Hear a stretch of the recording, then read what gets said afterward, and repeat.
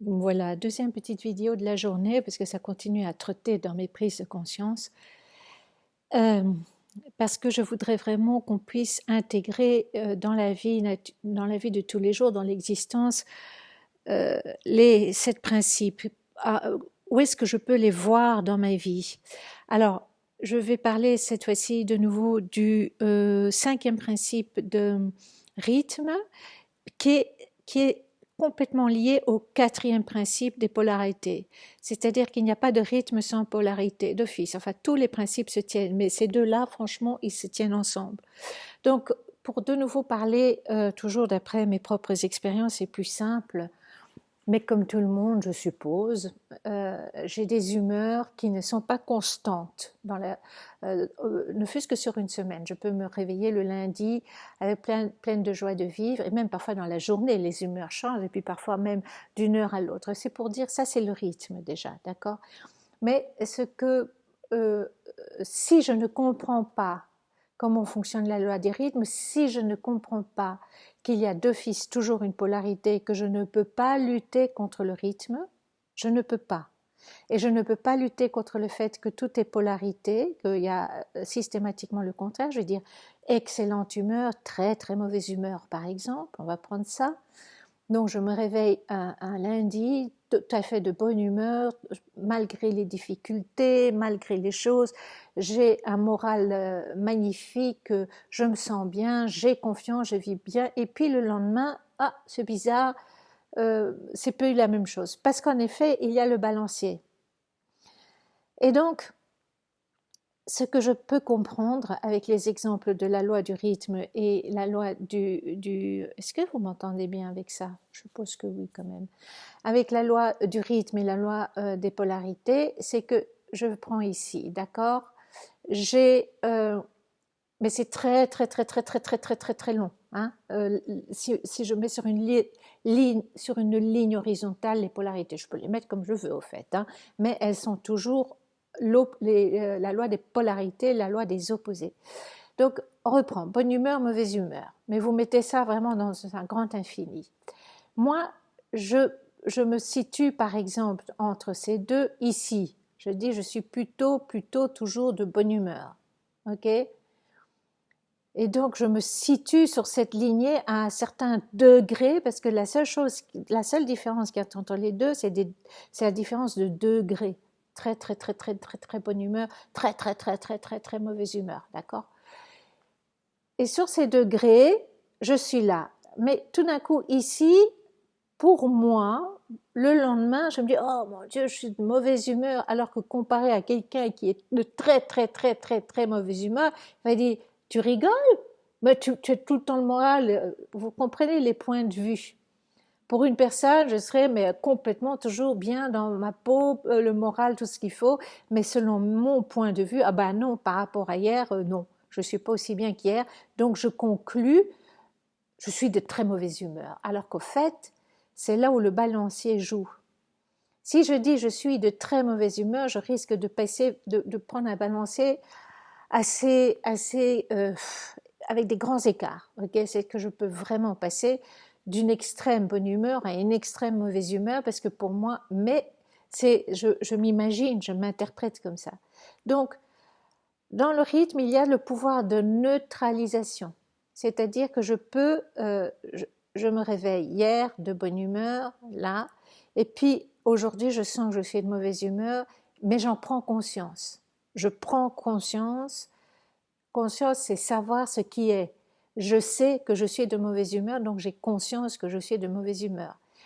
Je peux, avec une certaine analyse et intelligence, est-ce que je suis de très très très mauvaise humeur ou je ne le suis que un peu, un peu, un peu par rapport à hier. Par rapport à hier, je suis un peu, boum, mon balancier devient est neutralisé. Il ne part pas dans des extrêmes. Donc, la conscience sert à ça. La conscience, c'est pas cuicui les oiseaux, tout le monde a un cœur, tout le monde est gentil, Dieu existe, le soleil existe, l'ombre existe. C'est pas ça la conscience.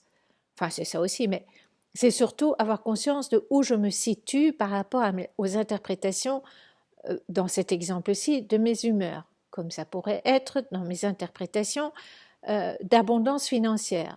pour beaucoup de personnes, je suis hyper riche parce que je vis dans un magnifique loft. Mais pour moi, je ne le suis pas parce que je n'ai que le loft, mais financièrement, j'ai des montagnes de difficultés pour assumer ça. Donc vous voyez de nouveau dans les polarités qui a raison. Donc reprenons l'exemple de l'argent puisque c'est un exemple courant que beaucoup de gens souffrent et que je n'ai pas de mal à partager. Parce que je ne me positionne pas en victime. Je suis consciente de ce qui se passe financièrement dans ma vie. D'accord ? Je suis consciente de ce que je profite de ma vie malgré les difficultés financières. Je suis consciente des solutions qui ne sont pas encore assez conséquentes par rapport aux frais, par exemple, que je dois assumer, mais que les solutions sont là. Donc, est-ce que oui ou non, selon mon point de vue, je vais maintenir que je suis pauvre? Boum, boum. Mais aux yeux des autres, je suis très riche. Et pour moi, les autres sont très, très, très, très pauvres, par exemple. Parce qu'ils dépendent de beaucoup de choses. Il y en a qui n'ont pas de maison, il y en a qui n'ont même pas de quoi manger. Donc oui, tout est une question de degré. Et puis, il y a certaines personnes qui ont très, très, très peu financièrement, mais qui se sentent très, très riches parce qu'ils s'offrent exactement ce qu'ils aiment et ce qu'ils ont besoin avec ce qu'ils ont financièrement, je parle. Hein. Donc, tout est point de vue, mais arrêtons de dire les gens riches sont malheureux, les gens pauvres sont heureux. Non, ça c'est de nouveau des lignes d'analyse, c'est où je me situe. Donc, de nouveau, point de vue abondance monétaire ou pauvreté monétaire, j'analyse qu'est-ce qui se passe, de quoi j'ai conscience des pensées qui traversent ma tête pour neutraliser le balancier. Parce que si je nourris des pensées de pauvreté, il est clair et net que je nourris une création de pauvreté, que je vibre quelque chose qui va créer de la pauvreté encore plus, d'accord ? Donc la conscience, ça sert à ça, à savoir où je me situe par rapport aux 7 points, les 7 principes de la loi naturelle, comment est-ce que je peux corriger les choses pour avoir une autre conscience qui me mène vers plus de bien-être, de paix et de confiance et de foi, d'accord ? Et c'est le rythme, beaucoup la loi du rythme qui joue là-dedans.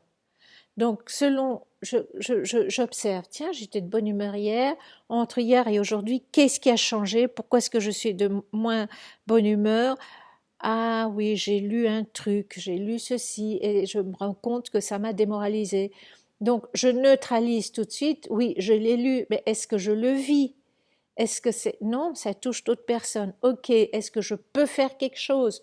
Oui, je peux faire ça et ça et ça. Et du coup, mon balancier redevient beaucoup moins agité.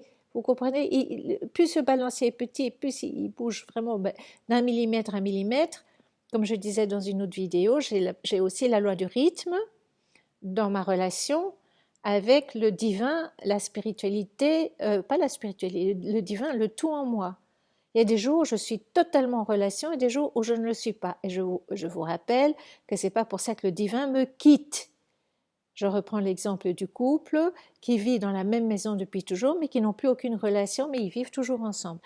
Eh bien, le divin, il est inséparable de mon existence actuelle, de ma vie actuelle. D'où la confusion pour beaucoup de gens de dire « je suis Dieu ». Je ne suis pas Dieu, je suis en totale fusion avec Dieu. Je ne suis pas mon père, mais j'ai le spermatozoïde de mon père qui a fusionné avec l'ovule de ma mère. Je ne suis pas ma mère parce que son ovule a complètement fusionné avec les spermatozoïdes de mon père. C'est une image que je prends souvent tellement elle est claire. Donc je ne suis pas Dieu, je suis en fusion totale avec lui et tout ce que Dieu peut tout faire à travers moi. Et il fait quoi? Ce que je lui demande. Ça c'est très important. C'est de nouveau le féminin masculin. Je dirais que je suis la partie imagination, créativité, tout ce que vous voulez qui crée, et la partie divine est celle qui met ça en action de plus en plus facilement et sans obstacle si je reconnais que je suis en relation avec le divin et que je le laisse faire. C'est ça en fait.